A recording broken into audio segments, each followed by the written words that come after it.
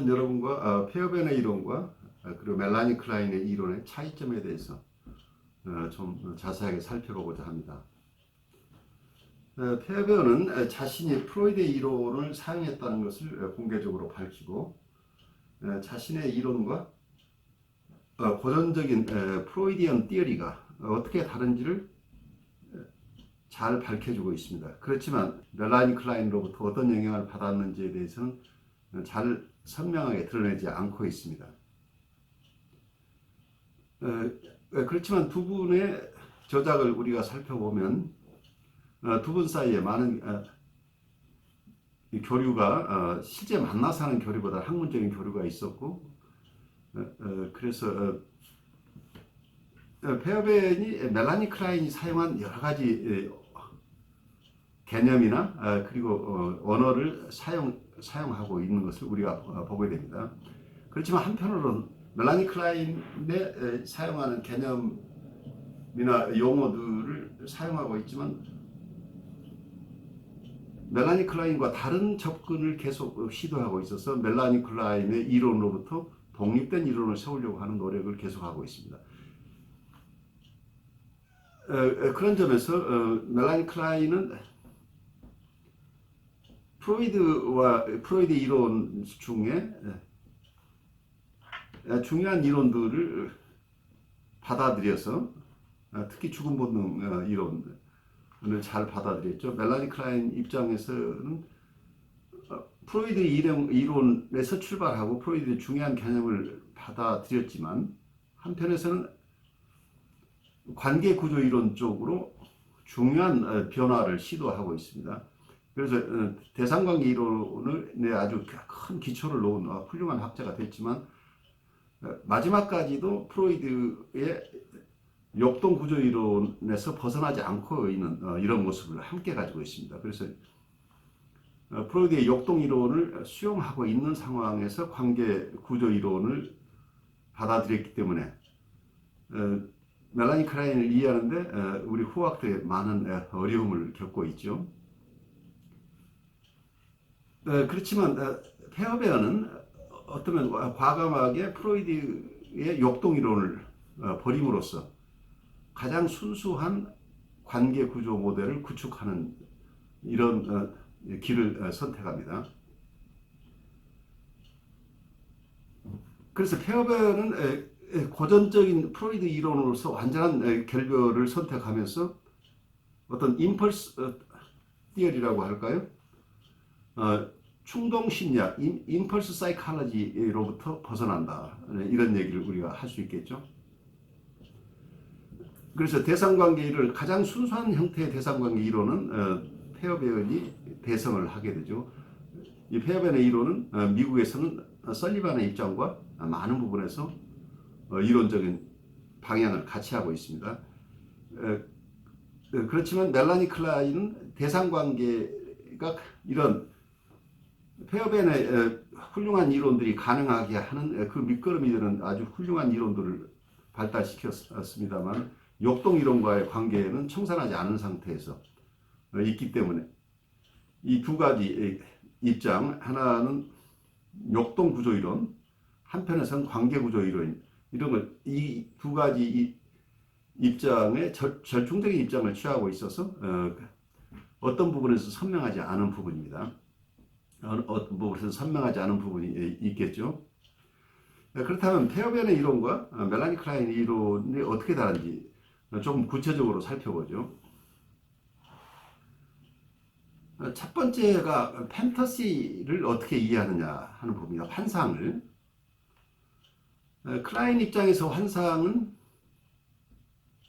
생후 초기의 기본적인 정신활동이라고 봅니다. 그래서 클라인 입장에서는 이건 본능으로부터 직접적으로 여과 없이 드러나는 것이다. 그래서 본능의 일부가 환상이다. 이렇게 보고 있습니다. 이 부분이 조금 경우에 따라서 여러분들이 잘 이해하지 못하는 경우도 있는 것 같아요. 환상이 본능과 상관없이 일어난다. 이렇게 이해하는 분들도 가끔 있는데 그게 아니고 본능의 일부로서 환상에 필수적으로 포함된다 이렇게 보는 거죠. 그린버그 앤 미첼의 114쪽에 있는 얘기를 조금 원문을 가지고 얘기를 해본다면 Fantasy for Klein is the earliest and the most basic activity of mind.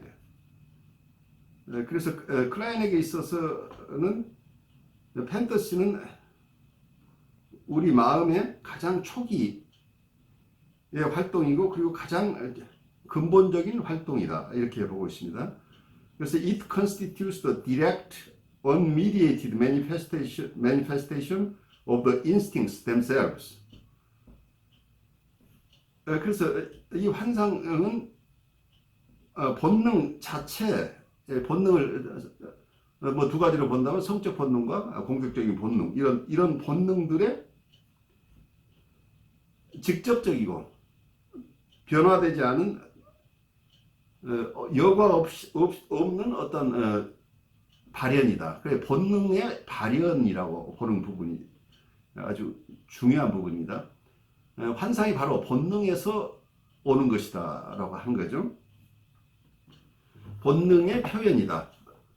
본능의 발현이다. 이렇게 환상을 본다고 한다고 환상이라는 것은 굉장히 중요한 의미를 갖게 되는 거죠. 중요한 자리를 차지하는 거죠. 멜라니 클라인의 이론 속에서. 왜냐하면 멜라니 클라인은 어떤 역동 구조 이론을 버리지 않고 있기 때문에 역동 구조 이론, 프로이드의 역동 구조 이론을 그대로 가져왔는데 이 판타지 자체가 역동의 발현이라고 본다면 manifestation of the drives라고 본다면 이 역동들이 실제 드러나는 것은 판타시로 드러난다 하기 때문에 우리의 모든 활동들, 우리의 모든 생각, 느낌, 우리의 정신활동의 모든 것의 밑바닥에 본능이 있다고 보는 본능 구조 이론 입장에서 본다면 판타시가 본능의 직접적인 발현이라고 한다면 판타시가 없이 정신활동을 생각할 수 없다. 이렇게 이해할 수밖에 없겠죠. 그래서 판타시 자체가, 환상 자체가 우리의 모든 정신활동의 밑바닥에 있다고 하는 개념을 멜라니 클라인은 주장하고 있습니다. 그렇지만 페어벤에게 있어서는 환상은 1차적인 것이 아니라 대체적인 것이다 라고 봅니다.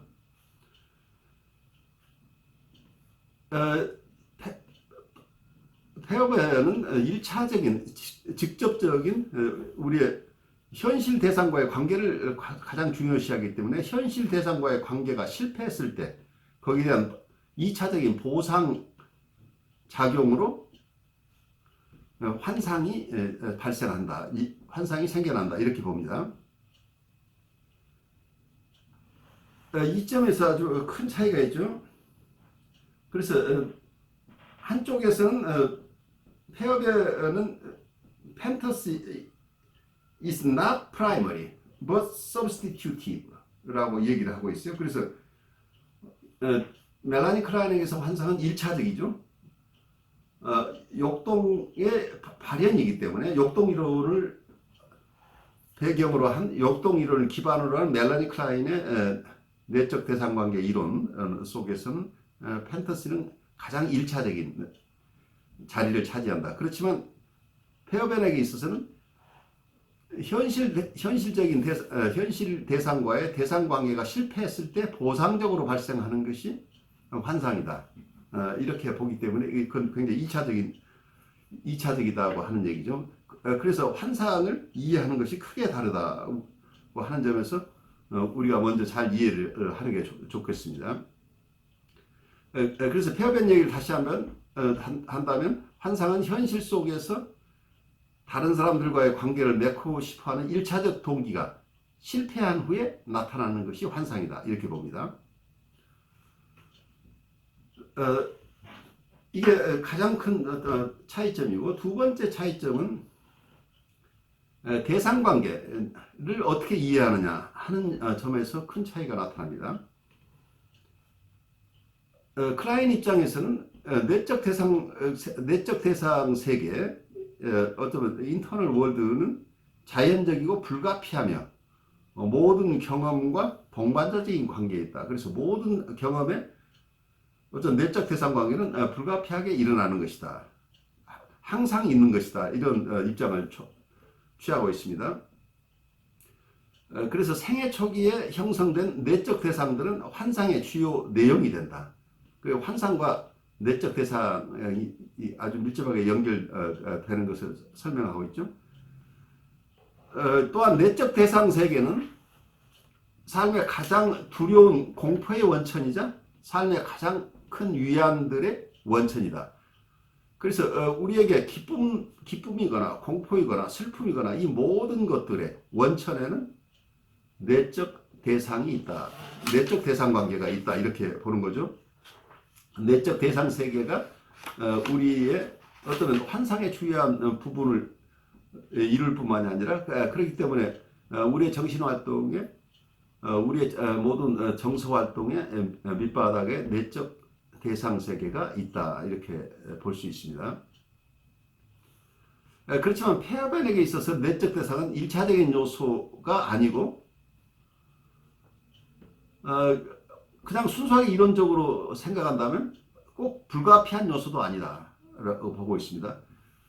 왜냐하면 아까 환상에서도 마찬가지였습니다만 환상도 2차적인 것으로 보았고 내적 대상 세계도 2차적 내적 대상이 꼭 생겨나야 되는 것은 아닌데 1차적인 것은 실제 외부 대상이죠. 외부 대상 관계가 실패할 때 외부 대상과의 관계가 바르게 일어나지 않을 때 이걸 보상하기 위해서 내적 대상이 생겨난다. 이런 개념을 가지고 있기 때문에 만약에 이론적으로 완벽한 외부 대상이 있다고 한다면 내적 대상은 생겨나지 않을 것이다 라는 이론을 가지고 있죠.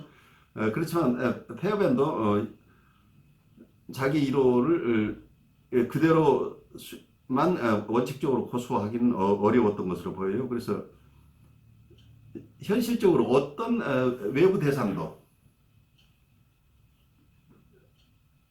온전하게 만족스러울 수만은 없다 하는 입장에서 외부 대상이 실패하는 점이 반드시 있기 때문에 페어벤에게서는 나쁜 대상의 내재화 개념이 가장 중요한 부분인데 나쁜 대상이 전 생겨나지 않을 수 없는 현실은 없다는 얘기죠. 그래서 좋은 대상과 나쁜 대상이 불가피하게 생겨나긴 하지만 이론적으로 얘기합니다. 순수하게 얘기를 한다면 내적 대상은 결국 외적 대상의 실패한 부분들이 내재화되기 때문에 이론적으로는 외적 대상이 현실 대상이 충분하게 기능을 다 발휘한다면 내적 대상은 생겨나지 않는다. 이런 개념을 가지고 있기 때문에 어떤 면에서 내적 대상 세계는 2차적이다. 이렇게 설명할 수 있겠죠. 내적 대상이 당의 리비도의 1차적 대상이 되는 현실 대상과의 관계가 실패했을 때 발생하는 보상물이라고 이제 이렇게 우리가 보기 때문에 페어벤의 입장에서는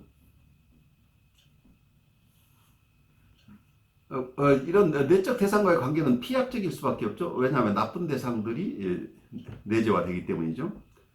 피약적이라고 하는 것. 그래서 나쁜 내적 대상들은 지속적인 유혹자 또는 학대자의 기능을 한다. temptus, 유혹자고 persecutors.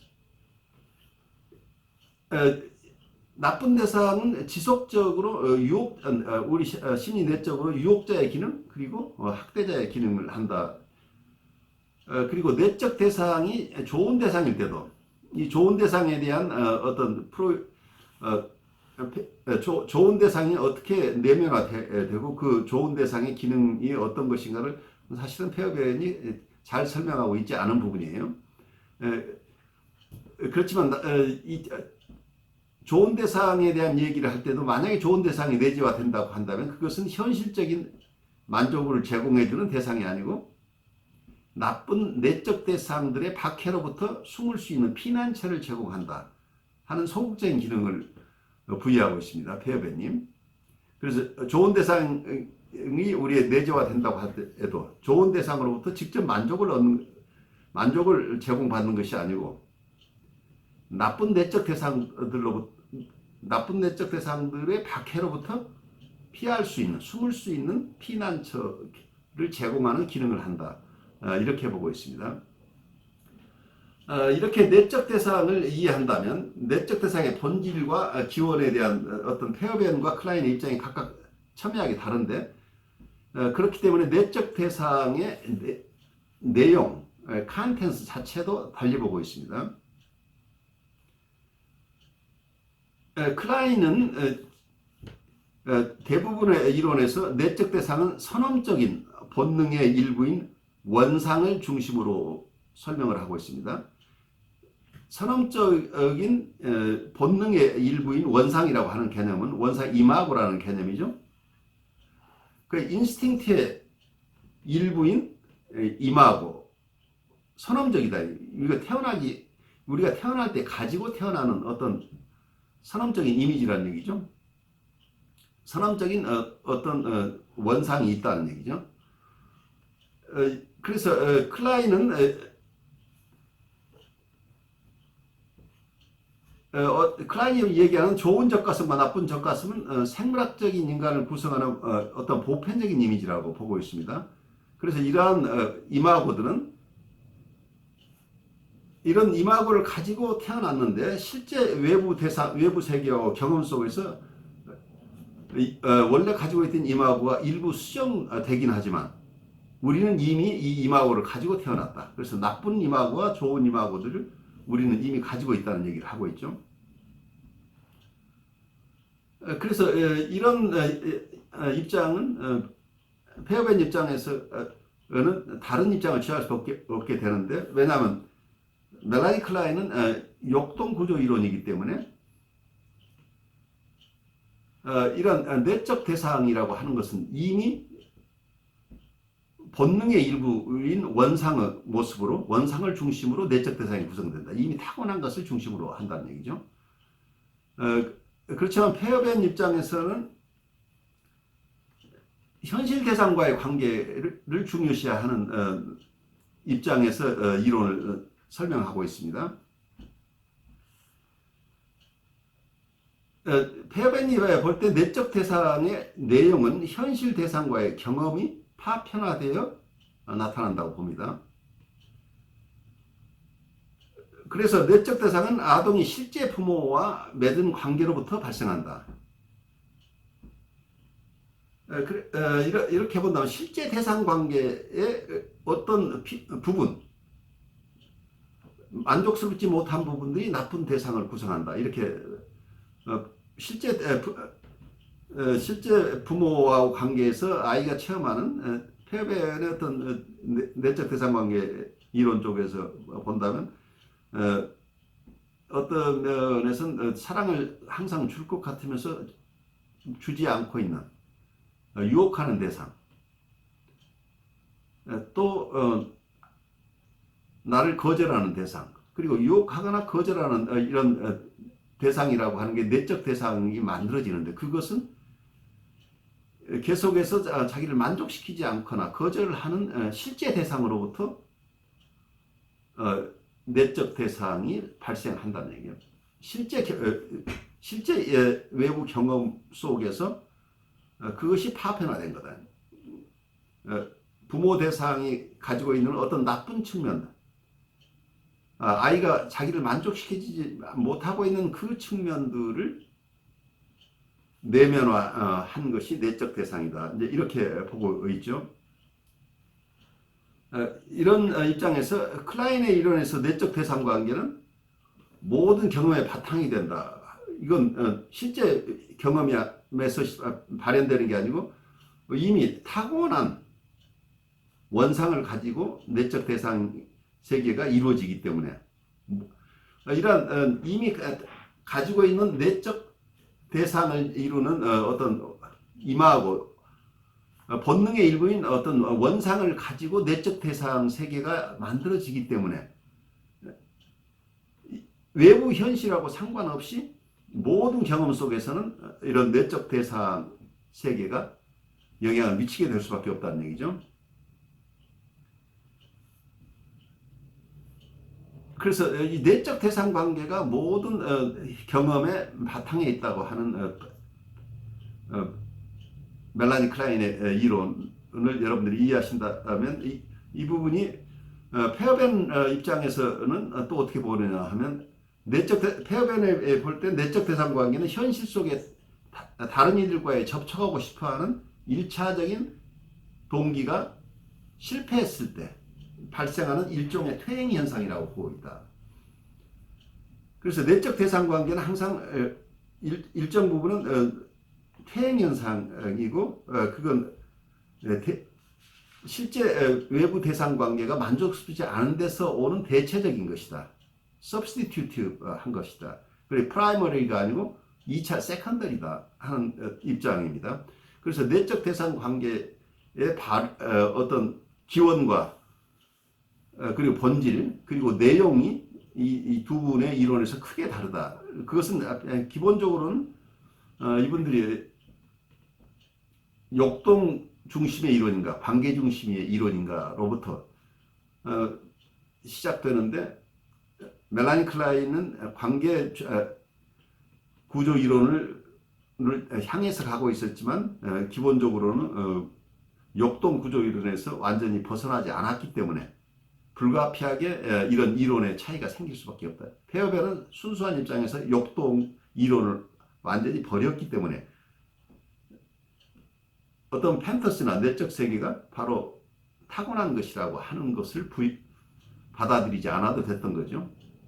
그런데 어떤 환상이나 내적 세계, 내적 대상 이런 것들은 멜라니 클라인 입장에서는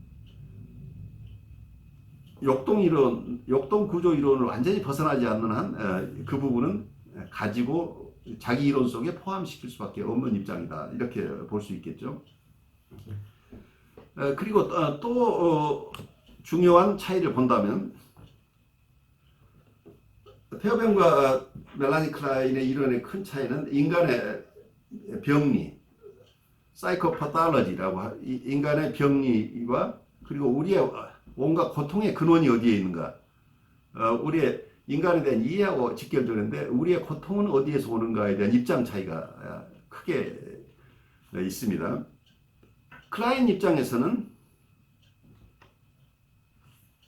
우리에게 악의 뿌리는 어디에 있느냐? 악의 뿌리가 어디에 있는가는 결국은 우리의 죽음 본능, 악의 뿌리는 죽음 본능에 있고 죽음 본능으로부터 파생물인 공격성이 결국은 우리의 악의 뿌리다라고 보고 있습니다. 그래서 데스 인스팅트를 인정하고 있다는 게 본능이론, 프로이드의 후기 본능이론을 그대로 수용하고 있을 뿐만이 아니라 프로이드가 가졌던 개념을 더 확장시켜서 철저하게 이 죽음 본능 이론을 본인의 대상관계 이론에 포함시킨 것이 멜라니 클라인의 이론이죠. 그래서 멜라니 클라인에 따른다면 편집분열적 자의 패러노이드 스키조이드 포지션에 있거나 디프레시브 포지션, 우울적 자리에 있거나 아이들 입장에서는 가장 중요한 어려운 것은 자신의 공격성을 안전하게 분출하는 것이다. 그래서 자기 안에 이미 공격성을 죽음 본능을 가지고 있기 때문에 자기 안에 있는 공격성을 어떻게 다룰 것인가 하는 어려움이죠. 이 공격성을 자기 안에 끌어안고 있다고 한다면 이건 결국 자기를 공격하는 것이기 때문에 아이 입장에서는 굉장히 어렵겠죠. 그래서 초기의 아이들은 보통 박해불안을 크게 경험하는데 이건 어떻게 형성되는 거냐 하면 자기 안에 있는 데스 인스트, 죽음 본능, 그 죽음 본능의 파생물인 공격성을 외부 세계에 투사하는 과정을 거친다. 그래서 자기 안에 있는 공격성이 외부 대상에게 투사되기 때문에 외부 대상이나 외부 세계가 자기를 공격할 것이라는 두려움이 생기죠. 그래서 외부 세계로부터, 외부 세계나 외부 대상으로부터 위협을 받는 것이 아이들이 겪는 박해불안이다. 이렇게 보는 거죠. 근데 박해불안은 궁극적으로는 어디에서 온 거냐면 자기가 가지고 있는, 자기가 타고난, 태어날 때부터 가지고 있는 이런 죽음 본능, 내지는 공격성이 결국은 박해불안으로 자기에게 되돌아왔다는 거죠. 투사라는 과정을 거쳐서. 이렇게 이해하고 있는데, 폐업의 입장에서는 정신병리의 가장 근원에는 뭐가 있냐면, 아동이 어머니의 돌봄을 박탈당한 데서 온 것이다. 데프로베이션에 있다고 보는 거예요. 어머니의 모성의 박탈이다. 어머니의 돌봄을 받지 못한데 모든 정신병리와 우리의 인간의 고통의 근원이 있다. 이렇게 보는 거예요. 그래서 만약에 아이가 이상적인 어머니의 돌봄을 받는다면 그러면 우리는 타고난 폐어변에게서 최초의 이거는 온전하고 쪼개지지 않은 이고이죠. 그래서 처음 타고난 온전한 이고가 상처가 나지 않을 것이다라는 얘기죠. 아이가 타고날 때는 온전한 이고를 타고났는데 어머니로부터 돌봄을 받지 못하는 과정 속에서 이고의 파편화가 생긴다. 이고가 쪼개져 나간다는 얘기죠. 그래서 어떤 면은 이상적인 어머니를 만난다면, 이상적인 어떤 어머니의 돌봄을 받는다면 이 아이는 파편화되지 않은 자아를 형성할 가능성이 높다. 이렇게 보는 거죠. 그렇지만 아동이 어머니의 돌봄을 충분히 받지 못한다면 이 아이의 자아는 심각한 파편화가 된다. 그래서 폐어변에게서는 센트럴 이고라고 하는 건 중심자 개념을 가지고 있죠. 중심자가 온전하게 있지 않고 폐어변의 용어를 사용한다면 리비디널 이고, 엔티리비디널 이고, 이런 이고가 센트럴 이고의 일부분이 파편화, 스플리트 오프 되는 현상이 발생한다는 얘기. 그래서 센트럴 이고가 점점 쪼개져 나가게 되면 이 이고는 슈링킹 되는, 점점 줄어드는 거죠. 그래서 현실 대상과의 대상 관계를 맺을 수 있는 어떤 중심자가 작아지는 상황이 된다는 얘기죠. 그래서 폐어변의 이론에 따른다면 중심적인 어떤 그 불안은 박탈적인 상황에서 대상과의 유대를 잃지 않으려는 데서 비롯된다. 가장 중요한 아이들의 불안은 박탈적인 상황에서 대상과의 유대를 잃지 않으려고 하는 데서 비롯된다. 이제 이렇게 보는데, 그래서 모든 정신병리는 좋은 대상과의 관계를 유지하고 나쁜 대상과의 관계를 통제하기 위해 자아를 분열시키는 데서 발생한다. 그래서 자아 분열의 모든 원인이 있다. 자아 분열은 모성의 결핍에서 오는 것이다. 이렇게 보는 거죠. 모성의 박탈에서 오는 것이다. 그래서 아이들은 좋은 대상 관계를 유지하고 나쁜 대상이 있으면 나쁜 대상 관계를 자기가 통제해야 된다는 얘기죠. 그러기 위해서 자아 분열이 발생한다는 얘기를 하고 있습니다. 나쁜 대상과의 관계를 통제하기 하는 방편이 어쩌면 내적 대상의 형성이죠.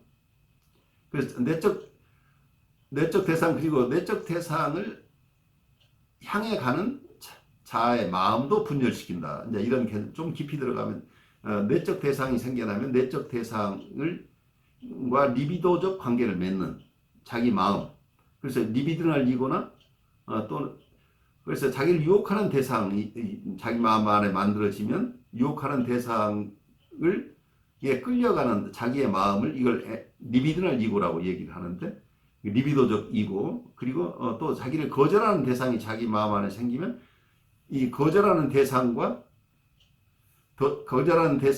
리비도적인 관계를 맺는, 애착 관계를 맺는 어떤 용어로서 인터널 세버터라는 내부적인 파괴자 혹은 엔티 리비드널 이고라는 용어를 쓰는데, 반리비도적 이고가 중심자로부터 분열돼 나온다는 얘기죠. 이런 것은 어쩌면 외부 세계의 대상과의 관계를 유지하기 위해서는 결국은 이분의 애착관계는 이 나쁜 대상과의 애착관계의 문제는 자기 심리 내적인 것으로 바뀌어지게 된다는 얘기죠. 그래서 어떤 악의 궁극적인 원천에 어떤 것이 우리에게 고통을 가져오는가에 대한 근원적인 이분들의 이해가 각각 다른 것이죠.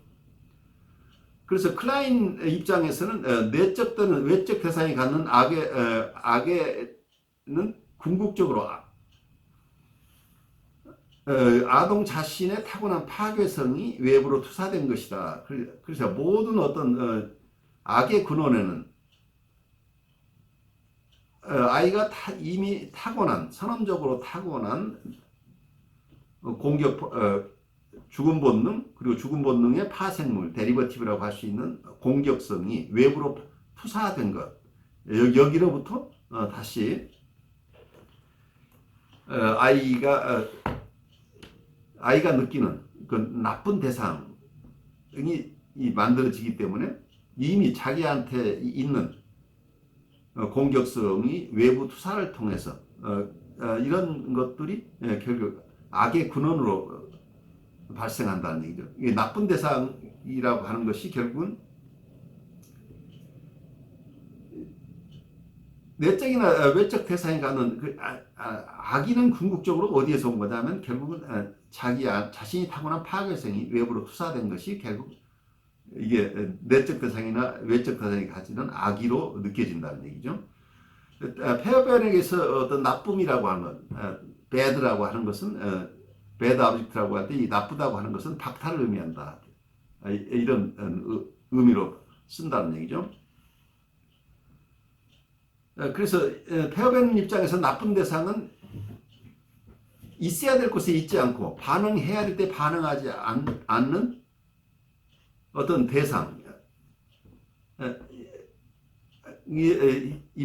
대상으로부터 온다는 거예요. 그래서 아이가 필요할 때 있어줘야 되고, 그리고 아이가 어떤 반응을 요구할 때, 아이가 반응을 얻고 싶어 할 때 반응하지 않는 대상이 있다고 한다면 이때 아이의 리비도의 대상 추구가 좌절된다는 얘기죠.